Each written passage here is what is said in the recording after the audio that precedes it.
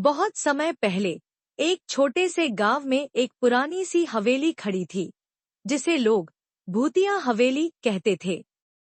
कोई वहां जाता नहीं था, लेकिन 12 साल की एक नन्ही बच्ची अन्वी बहुत जिज्ञासु थी।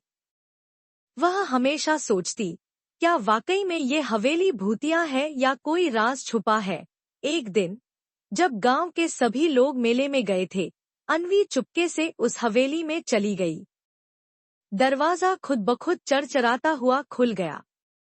अंदर अंधेरा था, लेकिन जैसे ही वह अंदर पहुंची, एक जादुई दीपक जल उठा और पूरा कमरा रोशनी से भर गया। दीवारों पर रंग-बिरंगे चित्र थे, जो अचानक हिलने लगे। एक चित्र में एक परी प्रकट हुई और बोली, स्वागत है अन्वी। यह हवेली जादुई है, लेकिन इसे एक दुष्ट जादूगर ने श्रापित कर दिया है। केवल एक सच्चे दिल वाला बच्चा ही इसे फिर से जीवित कर सकता है। अन्वी ने हिम्मत दिखाई और परी के बताए 3 काम करने को तैयार हो गई। 1. सच्चाई का आईना ढूंढना, जो हवेली के तहखाने में छिपा था। 2. संगीत का घंटा बजाना, जो केवल सच्ची भावना से बजता। 3.